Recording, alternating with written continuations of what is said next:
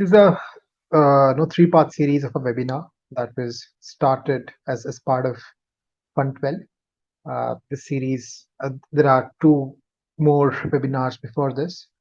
One is a Fund 11 review, and the other is basically on the marketing and the engagement side of things. So all of these three webinars have been designed for the projects that were not able to get funded through the Catalyst grants, as we continue to move forward to it. This is for the ones who are not funded, for them to, potentially reapply to one of these using, again, some of the tips that they possibly get from one of what these three webinars, right?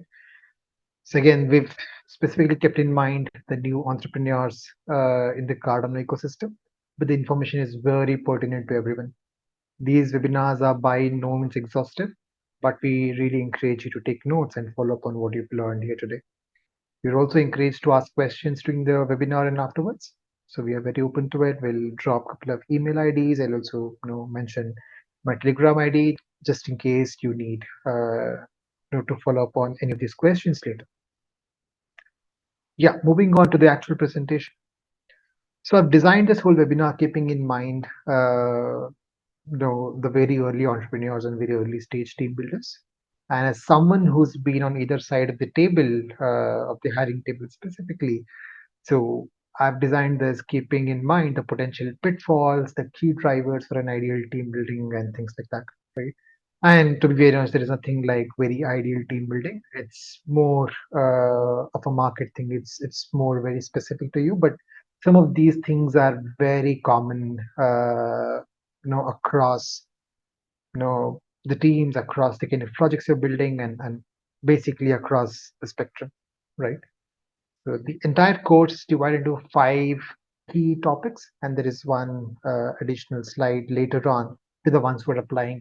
But again, this course is majorly designed keeping in mind the ones who are building the team, very early stage teams. So the first part is specifically in the lines of understanding the Web3 specific dynamics. Second part is on the lines of effective hiring practices. Third is on the lines of designing a competitive compensation plans. Fourth is on the line of the common mistakes and pitfalls in Web3 project management and people management. And fifth is on the lines of how do we foster a long-term success, with the people, with the team, right? And this happens to be on the very pivotal and crucial aspects of team building. Specifically, again, because we are in an industry where people are valued, right? So if you go in onto any investor with a POC or of sorts, you basically are asking for the price of your IP, right? Or your intellect or your team, right? So that is broadly what is being valued. We've seen in the past there were a lot of teams that have turned upside down just because of you know seeing a couple of team members exit from the project, right? And this all goes on to show that building teams has to happen bottom up, right? It can never happen top down. And for all of these, foundational principles of team building are very necessary, right? And some of these things are applicable.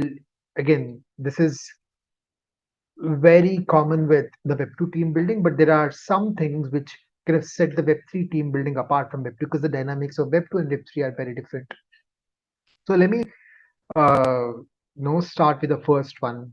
But again, just brushing up on the objectives of the course, the first part we will majorly learn the key differences between Web2 and Web3 talent. We will also learn how decentralized decision making happens, right? And how this shapes the team structure, right? And when I say decentralized decision making, I mean the DAOs, the ones where the community is very actively involved, where the governance aspects are also actively being handled by the ecosystem or the general stakeholders of the project. Second one is master the effective hiring practices, which is mostly on the lines of how do we identify the traits and skills that make great Web3 team members. And it also covers a couple of methods of how do you recruit, vet, and onboard contributors effectively. So contributors and team members are one and the same, but we name contributors here just to show the decentralized aspect of it. So, and the third part is on the lines of how do you design comp plans, right?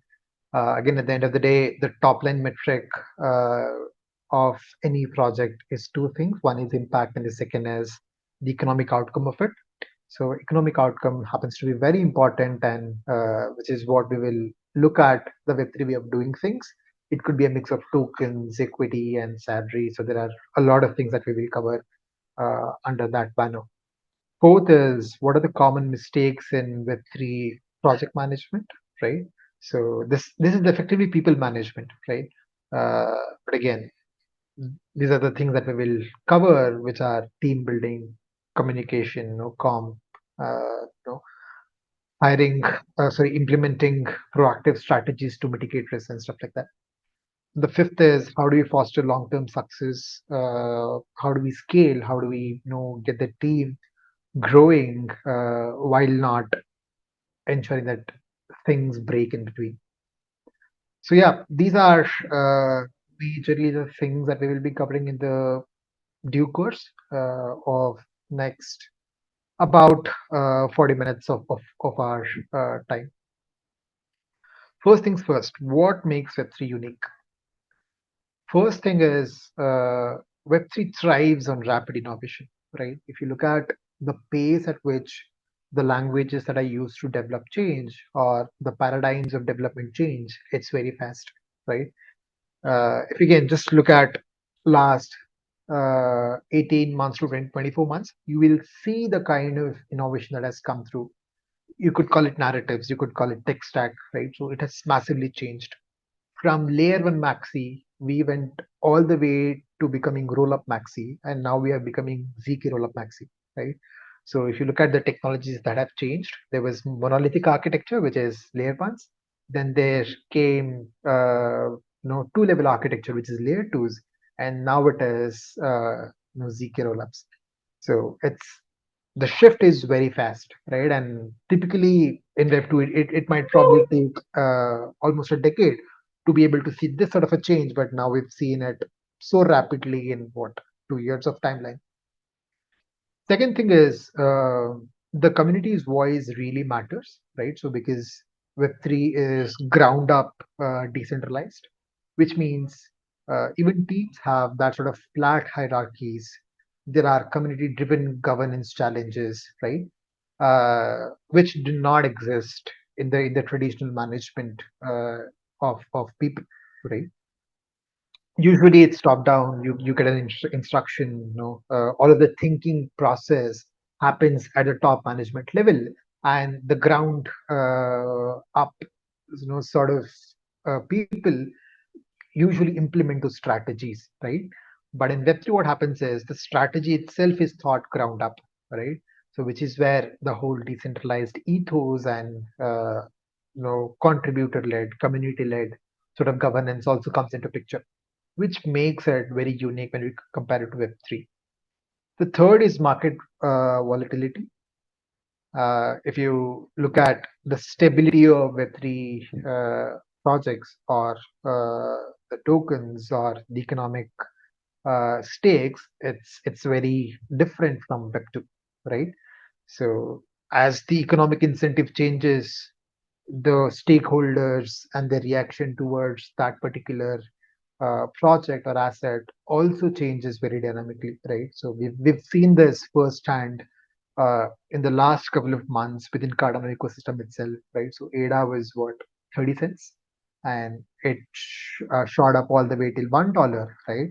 And Fund 13 was released, and you know how quickly the dynamics changed, right? The interest, the kind of traction, right? And the kind of relevance towards the rewards, right? So all of that essentially get changed overnight like that because we've got very different dynamics here because of the market volatility. So which is where we would need a very different sort of a team building, right? Which have to be resilient, which have to be adaptable, towards these market changes, right? And this goes both the ways. Market can go upwards, they can go downwards, but you've got to build a team that's adaptable. So why do resilient teams matter in Web3? Four broad reasons. First one is aligning with the vision and execution, right? So there is two things. One is mission and the other is vision, right?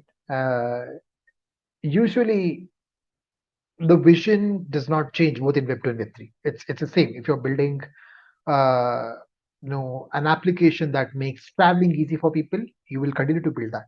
But the mission, which is what do you do on a day-to-day basis to be able to achieve that vision, that changes very rapidly in Web3 when you compare it with Web2, right? For example, let's take the AI narrative, right? Um, say 6 months ago, you wouldn't have really thought about AI agents in the way that you're thinking about it today, right? And that will massively affect the tech stack and the narratives of what the team is actually looking for, right? And this also depends on the kind of talent that you're looking for, and also the kind of alignment and the execution that the team will be doing, right? And that can massively shift. So, which is where you would need a very strong alignment with vision, right? With a flexible sort of alignment with a mission statement, which is very dynamic. Navigating uncertainty happens to be one of the very important things. This could be because of one, regulatory, two, market, three, the technological factors. It could also be the narratives that the ecosystem is following or the narrative that the industry is following, right? Again, you could take the example of AI. It was never a thing 6 months ago. People, again, integration with Web3 was almost tagged under the banner scam, right? But now you see AI agents are everywhere, right? And it's a thing, and people are actually believing in decentralized training of AI models, right? And the decentralized deployment of AI models, right? Which was once, not once, 6 months ago, considered a very luxurious thing to have. So the team has to be very resilient. It has to believe in the vision. It has to be able to navigate the uncertainty through and through. Innovation happens to be a very important factor, right?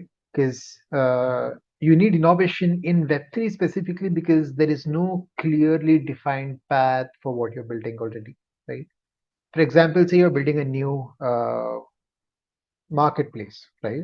In Web2, you've already got some really fantastic examples like Amazon, right? You've got all regional examples, like Shopee, like Flipkart, right? So you've got tons of examples of how they've done, right? And the problems that you are facing, uh, it is something that someone would have already faced in the past when they were executing it, right? But in Web3, that does not exist, right? uh, you get to know when the hack happens, right? So there are like tons of DeFi application hacks. There are tons of hacks that happen every day, and every hack is a new learning, right? And it of course comes at a massive cost, which is where we really need that fast sort of a reaction timings, which is what we get on the table through innovation. And this innovation is not only team led, it is also contributor led, for a lot of reasons, for a lot of ecosystems, right? So this happens to be very true as well. Some of the best teams I know have the contributors who are not on the team, right? One of the best examples of this is Immunify. So there are Immunify contributors across the board, across the ecosystems, right?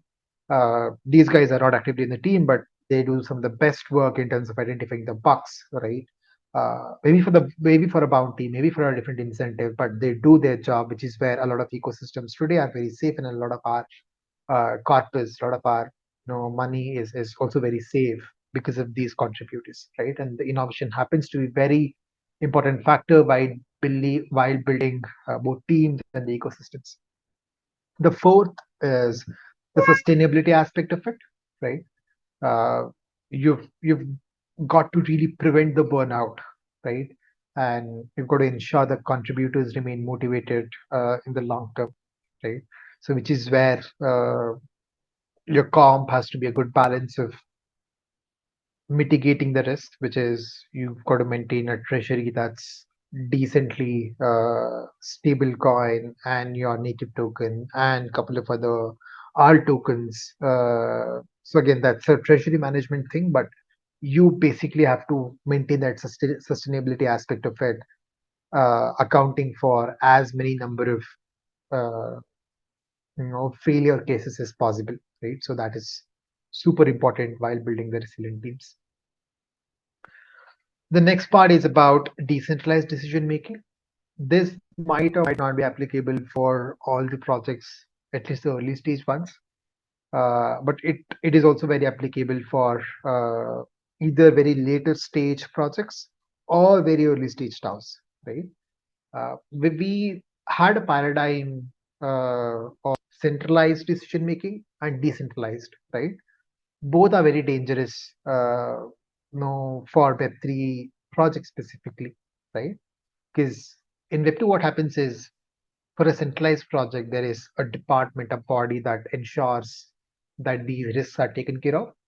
And for a completely decentralized project, there is nothing like that, right? So, which is dangerous for a Web3 project. So again, for a Web3 project, if it is completely centralized, what happens is there are higher chances of failure. And if it's completely decentralized, there are more higher chances of failure. I repeat, there are more higher chances of failure, right? Because this again is, since the whole industry is so dynamic, the decision making happens to be very slow in a completely decentralized setup, which is where the chance of failure are way higher. So a good balance of both centralized and decentralized is progressively decentralized decision making. So some aspects of your project can be sufficiently centralized and sufficiently decentralized, right? So which is where progressively decentralization will make a lot of sense. But yeah, my point being, how does this work, right?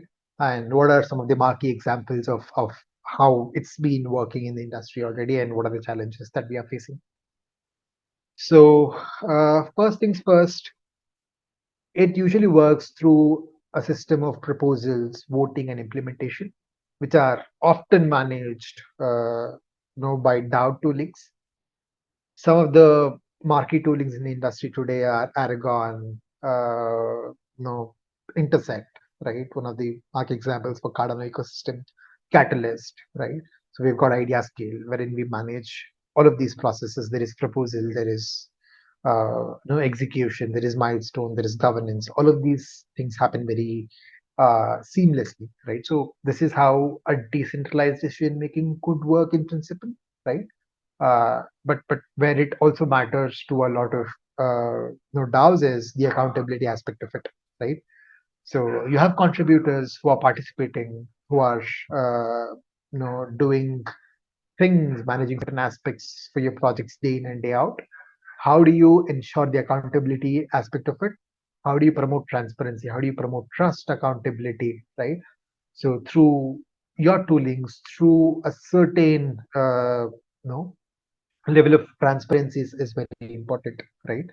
And a lot of teams initially kind of get tangled in between the intricacies of implementing decentralized toolings, which is not totally necessary on day one. You could start with things like Google Sheets, right, which is totally fine. But what people request is for accountability sort of things, right? Some of the best projects I know never implemented any decentralized toolings through and through. They maintained robust Google Sheets through and through, right? And it was very transparent. Everything was accounted, right? And there was highest level of accountability for what they were building. So that happens to be one of the key factors in terms of how do you drive a decision making, and then how do you basically keep it steady and agile and fast. Some of the main challenges to address here are: one, coordination; two, accountability, right? there has to be clear goals, there has to be clear agenda, there has to be clear roadmap, right? And operational tasks of how do we reach there, right? And of course, not all things go as planned, but again, the accountability and the transparency do really matter in this sort of decentralized decision making setup, so that you retain the trust of the community through and through. The next is adaptability, shaping the team structures, right? And why does this matter? What are the key strategies to build adaptable teams, right? Okay, why do Web3 need adaptability to start with, right? Like we've told profusely in this presentation, it's very dynamic. We've got multiple other factors affecting very badly uh, the project, the economic incentives, right? So one is market shifts, two regulatory changes, three innovations, right? So they do need quick pivots, right? Which is where adaptability happens to be super important factor. And by far, if you ask me what's the most important quality of a team, I would say adaptability. Your team does not need to be very sharp. It does not necessarily have to be very uh, you know strong or high number of people. None of that will really matter if your team is not adaptable, right? So adapting to the different kind of shocks, call it market shift, call it regulatory changes, happen to be very important in Web3, right? And be it team members, be it the contributors, they often wear multiple hats, right? I've been part of multiple Web3 ecosystems when they were at a very nascent stage. So I remember wearing multiple hats, and this is true for all of the ecosystems that I've seen, worked with in the past. All the core contributors or the team members, irrespective of the designation, they could be director, they could be community, intern, right, or manager, or a Discord moderator, right? All of them have to had wear multiple hats in the due course, right? So you've got to be jack of all trades, right? But also know your core trade very well, right? So if you are a community manager, you've also got to understand, if not coding, but also at least to a level where you understand the problem that a developer in your community channel is facing, right? The intensity of that problem. So this happens to be very important, within Web3 teams. And some of the things that I've also noted in the past is projects have allocated a certain budget for upskilling, to be able for their teams to be able to upskill themselves to adapt better, to the kind of challenges, to the kind of situations that they're put through every day, or the situations that their ecosystem puts them through on a daily basis, right? So a lot of these things are very cross-functional. You've definitely not got to have any silos within your teams, right? So you've got to move across your disciplines, right, and be able to cater to multiple level of problems, right? So like I told, you've got to be jack of all trades, but you've got to be very good at your trade. So that's the key mantra when you build very adaptable, sort of a team structure, right? And the third point is very important, which is the development is very iterative here, right? So there is no, like I told, there is no clear path, because what you're building, it's not like tons of people have already built it in the past, right? Or even if they built it from a technical standpoint, from a GTM standpoint, your problem is very unique, right? Which is where the iterative team building and the iterative development happens to be very important, right? So you've got to test, you've got to learn, you've got to adapt quickly, right? So you've got to really be in the trenches, right? So you've got to interact with your team. So there are a lot of times where I've seen developers coming on Discord, right, and being part of the community, trying to understand, how the features eventually work out, right? So it's either product managers or the developers themselves, which in some cases are the role is kind of cross function. It's the same, right? So they do A/B test it on the ground themselves, right? So it's an iterative development that happens real time. Uh, some of the teams also have a very close looped community. They call them ambassadors. They call them contributors, right? And these sort of opinions, these of iterative development happens within these circles, right? Uh, and yeah, the fourth point is you know something that's like super important, right? Because some of the founders might think it's necessary, some of them don't really think it's necessary, which is hiring for the flexibility, right? So a lot of times what happens is, okay, of course, for every role we have a JD, right? We have a job description as to what the job will look like. What are the kind of skill set that's expected, from the person who's doing the role, right? But more often than not, the founders themselves would not have a full vision of what the person might actually do, right? That's also because of market dynamics, how the project pivots, how the product pivots, right? So, which is where you need to kind of caution right in the beginning that there is a great chance of flexibility or ambiguity in terms of the whole job description or or how the role looks like, right? So which is where it's also super important to make it very transparent right in the beginning, right? And the hiring also needs to well account for this. So how do we account that? We will see in the further slides, but this is very important. You need to have for flexibility and not very specific. Remember, the person needs to be jack of all the trades, but needs to be really good at history. Okay, this is not an exhaustive list though. How do we differentiate between a Web2 and Web3 talent?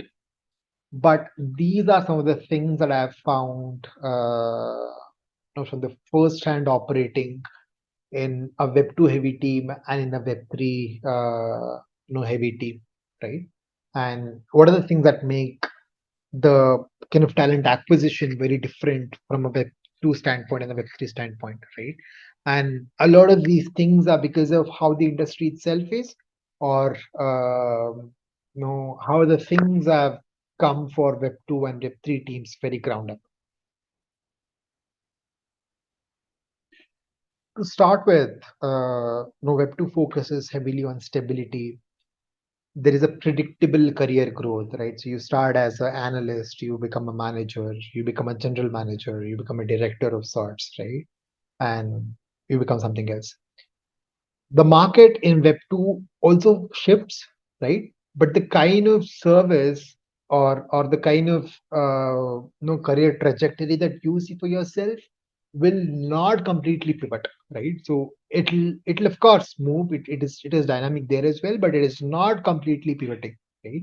It's not like you start as a community moderator and you end up becoming chief marketing officer, right? It is not that level of difference. But in Web3, that's a very common thing. I've seen tons of community moderators end up being chief marketing officers of the project because they understand the project very well, like no one else, right? So it's not about understanding the core principles of marketing at that point. It is more of understanding the marketing and the community for that no specific project. So for that you would need to invest a lot of time, which already the moderator has done quite well. So things like this no is kind of a very big difference between Web2 and Web3, and why these difference in the kind of traits between Web2 and Web3 focus talent also comes up. The second thing is about the hierarchical team structures, right? And again, this is a subset of predictable career growth. There are team structures, there are reporting lines, there are set processes, right? Which do not exist in Web3, right? Because I remember I, with absolutely no project management experience, I did set up full operational funnels for some of the big ecosystems today. So that needed on-ground understanding of the internal team structure and the external interaction, rather than having a great PM, sort of a certification. Of course, it's a good to have, but it's not necessarily not to have, right? The third is specialized roles requiring a very domain specific expertise. Like I gave you an example of the PM, right? So the PM in Web2 needs to have a great PM understanding, because he's trying to better the project management itself as a vertical. But the Web3 guy is trying to understand the on ground reality, the on street problems, right? And trying to fix them, if not completely, put up a great solution. All we need is fix today and thrive tomorrow, right? So that is mostly the Web3 thing that a lot of roles kind of require, right? And the fourth one is in Web2, a lot of things are defined by the tenure, right, and the organizational growth itself, right. But in Web3, that does not. Again, it matters, but it does not matter as much, right. Uh, if you look at some of the people and since the longest tenures in Web3, they are no more than 5 years, right, and that's the maximum, right? And if you look at the median size of Web3 tenures, they're somewhere in between 12 months to say what 24 to 30 months, right? So that's the kind of median that I usually look at, even for the stable roles in Web3, right? But for Web2, some of the companies that I see have a probation of 3 to 6 months, right? So which is quite surprising from a Web3 standpoint. But again, this all boils down to the kind of structure that Web2 is, right? And the kind of structure the Web3 is, right? And that is because of the market, and not because of any other factor, right? And that is because of the mandates that are on ground for Web2 and Web3. So coming to Web3, some of the key traits that we look at is, one is adaptability to fast-paced and ambiguous environments, right? uh, to decentralized and flat team structures, right? And a lot of things are autonomy driven, right? And when I say autonomy driven, uh, what I mean is you need to have some sort of a ownership, with the kind of you know job that you're doing, right? And there are multidisciplinary skill sets, like I told, jack of all trades, but you need to be really good at what you're doing, right? And the progression is driven by one factor, which is impact, right? So there is nothing else that matters apart from the impact of what you're building, right? uh, so it's how it's not about how much you're contributing, it's about how well you're contributing, right? You could call it a factor of luck, because what you're contributing, if that is relevant or that matters to the team anymore or not, is kind of driven by multiple factors, right? Market timelines, right? Technological factors, right? And tons of other things, right? But what really matters is how lucky you are. uh, you know is what drives the impact of your work, right? The timing of it. So what are the key traits for Web3 talent? These are four broad traits. One is being able to own and drive the initiative. Second is being able to collaborate across the boundaries, right? Across the verticals, across the disciplines, right? Third is commitment to the vision, which is very important. Otherwise, you would not be able to you know innovate on the lines of your mission statement, right? The fourth is the resilience, right, which is on the lines of patience, right? How motivated you are irrespective of the market conditions. So yeah, these are four broad you know talent traits of Web3 talent. So the next slide is on the lines of how do we effectively hire in no Web3, but again, from this slide onwards, it'll be mostly action driven. So until now, it was mostly theoretical. Some things have been example driven, right? But now a lot of these things will be action driven, right? So I would like to give a quick pause here, right? Of 2 minutes, right, to be able to process the information, right? So we've got last 20 more minutes, and the last 20 minutes will be very fast in terms of understanding quick actionables. What are the action items, stakeholders, and stuff like that. So let me give a quick pause here, and I'll give a quick replay of the slides, and we can move through post that. So I will also open up for a quick Q&A if you've got any.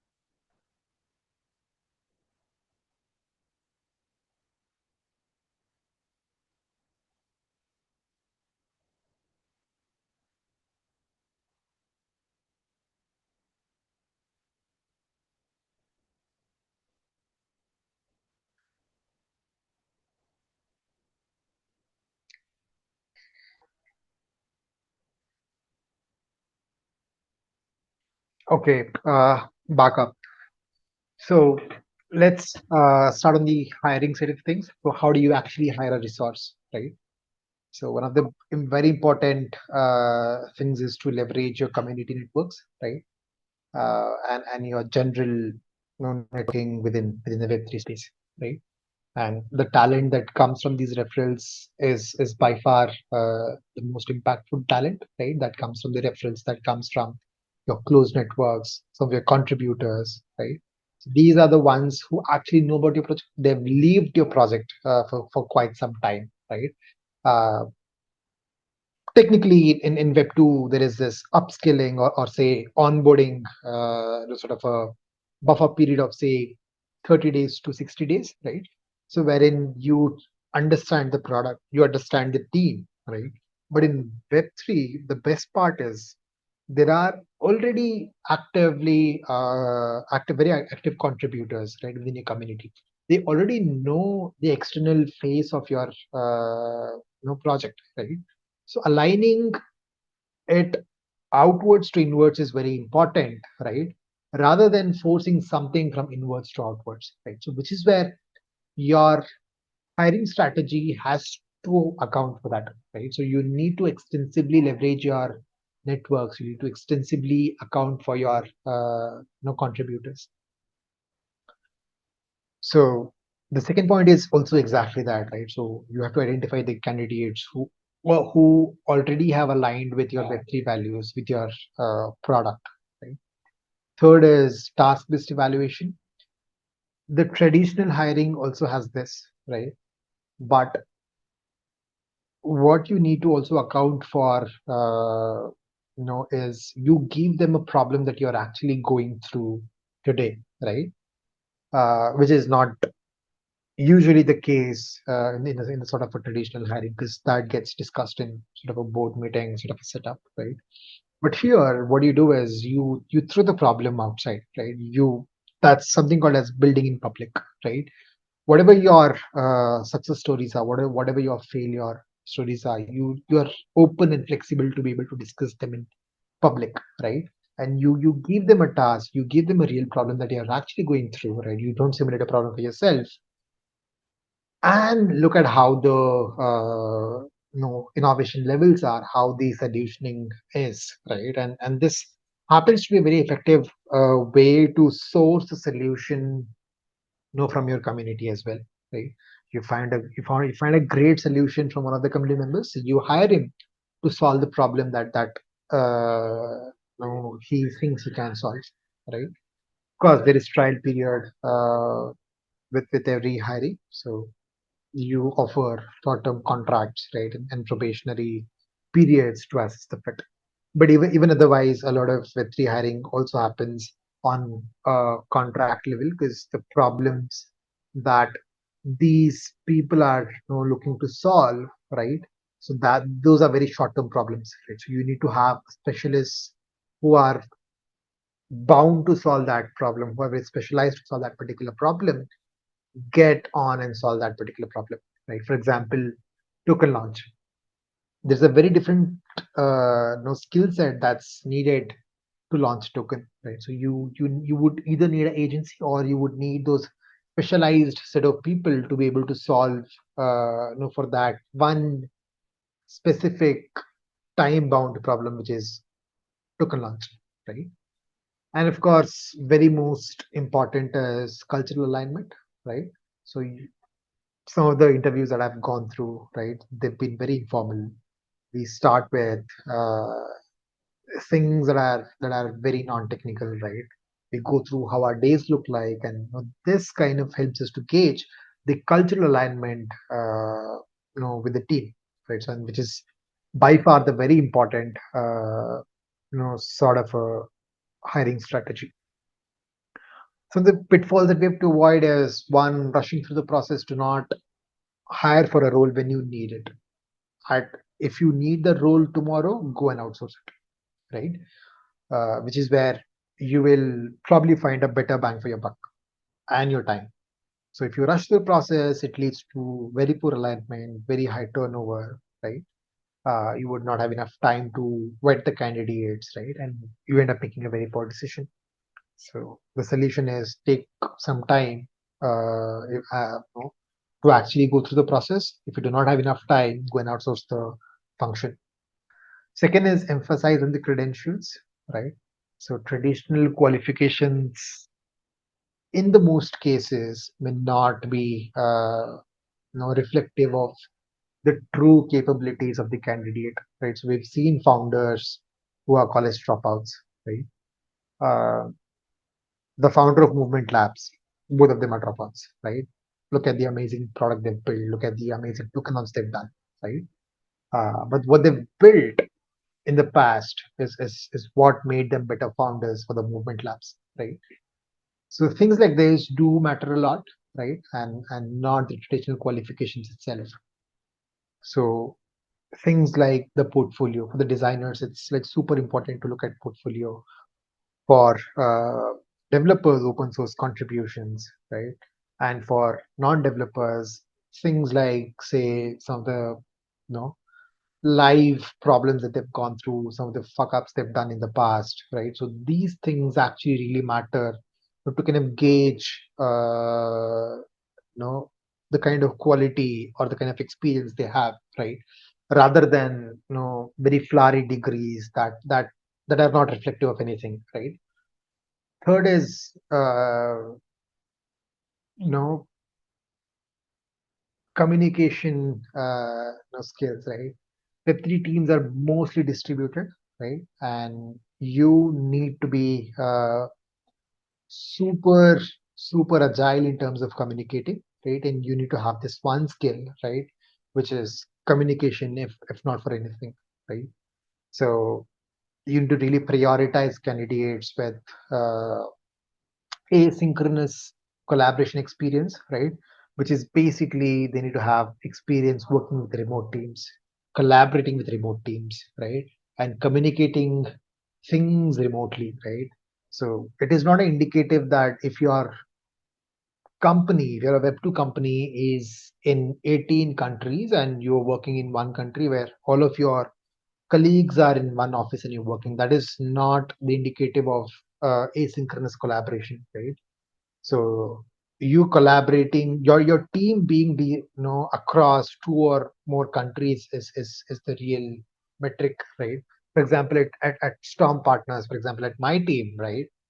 So we are three people, but all the three of us are in very different time zones, right? So Nacha is in London, TJ is in Switzerland, I'm in India, right? And we live in miles apart, times apart, sort of time zones, right? But we collaborate very effectively, and we are making this webinar happen, which itself is indicative of collaboration, right? So you need to be really, you know, in mindful about the communication skills, which is like super important. Fourth is cultural and regional differences, right? Um, a lot of teams that I've known in the past, that I've worked in the past, right, have kind of ignored it completely because, like I told in the previous slide as well, your role and your comp is impact driven, right? And it is not driven by anything else, right? So your comp is the indicative of your impact, right? And it is not the indicative of anything else, which is where it is very important for the Web3 teams to be able to very actively and consciously ignore the regional and cultural differences, right? So, which is where some of the teams that I've worked with even in the past do not have any standard set of holidays, right? So it is not regional, it is not standard to any region or any culture. It is you've got a set of holidays you want to take whenever you want, right? You take it, right? So that sort of small thing really make a large execution level impact, right, with the Web3 teams.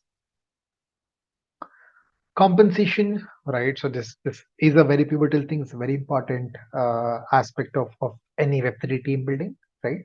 So this requires very unique strategies, right? You need to be able to combine the financial ability, right, and the flexibility and the market dynamics that you get as a Web3 project, right? And the biggest strengths of a lot of Web3 projects are uh, you being able to mint money out of thin air, which is your native token, right? Uh, and you need to also be able to manage it well, otherwise you would be running your own token in the long term, right? So your comp must really attract the top talent, right? Which you could very well do by offering a generous amount of native token, right? But it also needs to ensure the long-term commitment. Otherwise, you would end up running your own token, right? And it has to incentivize the impact, right? And which by far, which by large is the performance only performance metric for any Web3 resource. So there are elements like tokens, governance rights, right? So which largely differentiate the compensation, uh, terms for a Web3 and a Web3 and a Web2 structure, right? And more than financial rewards, what really matters for a Web3, you know, uh, project is there are governance rights as well, so which really do a ton of difference, right, when it comes to Web3 sort of a compensation scheme.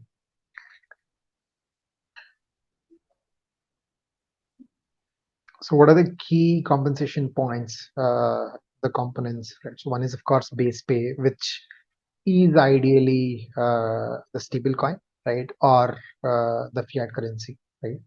Second is equity, uh, which is part of your safe agreement. And the third is tokens, which is part of your SAFT agreement. And fourth is bonuses, and fifth is non-monetary perks, right? Like your remote-friendly working policies, buy your own device, sort of policies, wellness stipends. You're giving stipends to your employees to set up their remote rig, right? And things like this make it more lucrative, more friendly, more homely sort of an environment, for your employees to contribute, right? And non-monetary perks are visibly higher in Web3 teams than Web2 teams, right? Because again, this is one of the things that I also had. I was kind of curious about, like, when I joined Web3 teams, right? Which is, why do we have so many perks here? Do we really need so many perks, or are we really burning investor money here, right? And one of the interesting answers that I received from the founders was this, right? Web3 teams can tick the boxes anytime, right? So you give them a set of tasks like 1, 2, 3, 4, 5, they can tick it anytime, right? But for them to be able to excellently do it, right, the motivation really needs to be there, right? And things like the non-monetary perks, things like these extra perks, right, really do kind of motivate the team members to be able to excel at what they're doing, right? So which is where we usually see the non-monetary perks being higher in the Web3 teams when you compare it with Web teams. So the comp strategies in terms of the tokens, the vesting period, and the allocation do really depend on the economic structure, the project itself, right? The vesting period is usually longer, right? There is also something called as cliff, which is basically nothing is unlocked until the end of first year, and from first year through fourth year, a certain part of your tokens are vested, right? So again, you get all of them on day one. They're staked, they're vested. There's a cliff period, right? And then you eventually, get a part of that, at the end of every single year, either as a bonus, either as a your token, vested comp. So the second part is global comp. Like we mentioned, there is no regional or cultural barrier. The only metric of your performance is the impact that you're driving for the team. Some of the very common pitfalls that we see are unclear policies. Again, it all boils down to the communication side of things, right? Over dilution with respect to your tokenomics, right? Inconsistent compensation within your team, right? And not being able to accommodate and account for the market volatility, right? So all of these things lead to a very bad comp plan, right? So which is where you need to really simulate your tokenomics, your comp plans, right? There are really good tools out there, right? Uh, Web2 tools, Web3 tools, right? So some of them are used for gaming economic plans, right? Gaming economic incentives, right? Just to ensure that your game does not break in future, right? So some of those tools can be used to simulate your token vesting plans, right? And you can make all of that very transparent, right? With your token vesting, with your token balances, all of these audits can be regularly done. So this kind of builds the trust, within the team, when it comes to the compensation. So summarizing the key challenges in team building, one is unclear roles and responsibilities, mismatches in skill of fit. Second is communication breakdown. The third is comp issues. Comp issues we've extensively discussed. Communication breakdowns extensively discussed again before. Team building challenges, unclear roles and responsibilities, right?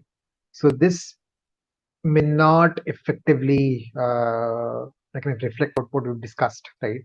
But what we actually mean here is the team being able to be comfortable with the kind of ambiguity that comes on ground real time, right? So the more uh, fine they are with the ambiguity, the better it is for the team. uh, what's the strongest foundation, how do we build it, we define clear roles, right? And with that margin of being jack of all the trades, right? We need to foster the cultural fit, right? And be able to avoid um, the typical onboarding process, wherein you get into the hassles of uh, setting very unrealistic expectations of sorts for the team.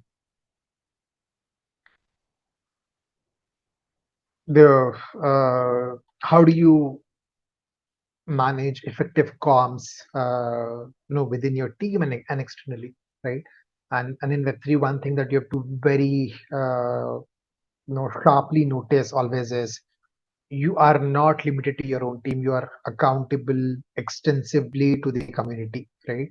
So which is where you have to extensively communicate on tools like Discord, right? Using through using things like Notion, Slack, right? And make sure that you update the community and the team on a regular basis, right? So which is where things like weekly stand-ups, weekly team stand-ups, right? So weekly department stand-ups, weekly community stand-ups, right? So do make a lot of sense, right? And some of the marquee examples there are Super Team, right? So if you look at the kind of meetups that Super Team do, very regular, very transparent, very accountable, right? Similarly, what Intersect is doing, very regular, very accountable, very transparent, right? So you need to create platforms like that. You need to create channels like that so that there is a single source of truth, right? When it comes to project progress, documentation, goals, how we are essentially reaching there. Next is regular check-ins, which is on the lines of what we've discussed, weekly, department-specific weeklies, right? Which kind of keep everyone in the loop. So there should also be a scope for feedback loops, which is on the lines of Q&A sessions, which is on the lines of you know AMAs, right? So be it on Twitter, be it on Discord, right? So Discord we call it town hall, Twitter we call it AMAs, right? So there needs to be channels for two-way discussion, right? When it comes to teams. So there is com strategies, three broad strategies, right? So one is vesting policies, second equitable distribution, right?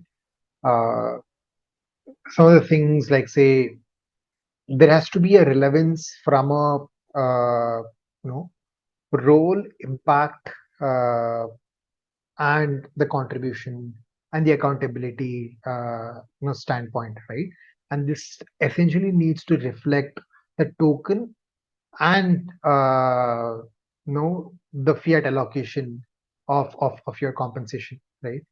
So this is one of the very pivotal parts of how do you build your team very strong ground up, and then how do you essentially scale it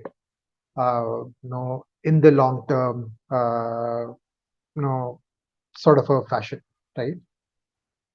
Vesting policies, like we've discussed in the past, you need to be able to simulate the possibilities, which is where dashboards could be of a very great help for you to internally align and to be able to be transparent with both your community and your team members. Equitable distribution in terms of uh, your comp structures, your roles and skills, right? And how do they account for general allocations? How do they uh, kind of also account for the cost of living regionally, right? So while the the impact that your role brings happens to be the paramount, you need to also be able to account for this, right? So this basically means that it's okay if someone gets more, but it's not okay if someone gets less, right? So you cannot hire someone say a enterprise BD person in New York, right? And have the enterprise comp structure designed for something that's not New York, right? So something if say a person that is in APAC region, say a person who's in Singapore, uh, no, filling in for a New York role is fine, but a person, but for a role in Singapore, and for a person from New York to be able to fill in that role is not okay, right? So that is what needs to be accounted, when the comp strategy is being built. And the next part is how do you build a scalable structure, right? So you need to be able to start small, be able to excel within your small departmental teams, and then be able to extrapolate that, to multiple numbers, right? And the best way I've personally kind of experienced is you do all the functions yourself in the beginning, experience it firsthand, and then start delegating the tasks, and that is how you start blowing up and expanding your team slowly, right? You getting a totally alien person to the process on the team and then try to expand it does not work very well usually. So small modular team structures, and then try to expand them meaningfully will make a lot of sense, right?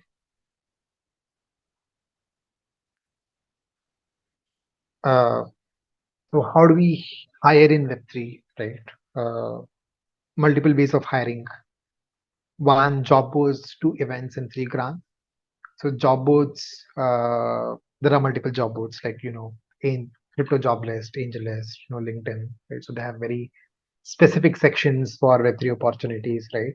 And your job boards need to be updated, across the platforms. If not, all of them, they need to be updated across quite a good number of them to be able to reach out to multiple audiences, right? And this since your team is global in nature, you need to be also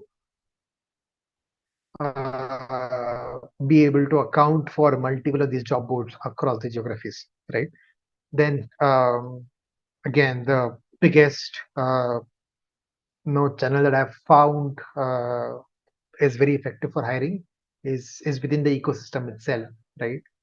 uh, you need to be part of the Web3 ecosystems. You need to be very active in the comms channels, which is Twitter, Discord, right? And a lot of hiring happens through them, right? There is also contribution-led hiring, which is on the lines of you doing a very small grant or a micro grant, right? And then being part of working groups, right? A lot of these ecosystems have working groups. For example, Intersect has tons of working groups for legal, for GTM, for marketing, right? So you being part of these working groups, right, will really help you get hired, or and these uh, working groups, right? And these ecosystem channels are a great place to find people who already know your project outside in, right? So the of course third, there is IRL hiring, which is on the lines of events and hackathons, right? So you will find tons of people. You can interact with them, IRL, right? Through your events, through hackathons, right? Which is both proof of work, and you also get a certain level of one-on-one with your potential employees, with your potential contributors. So to sum it up, let me give a quick outro of who we are. We are Storm Partners. So we are a global team of experts and early adopters. We've been operating in Web3 since 2016. So we have very diverse backgrounds within our teams. Some of them are great, traditional, financial institutions and startup specialists, while some are super nice, and sophisticated lawyers. while some of them are very core Web3 natives and who understand things inside out when it comes to ecosystems, when it comes to projects in Web3, right?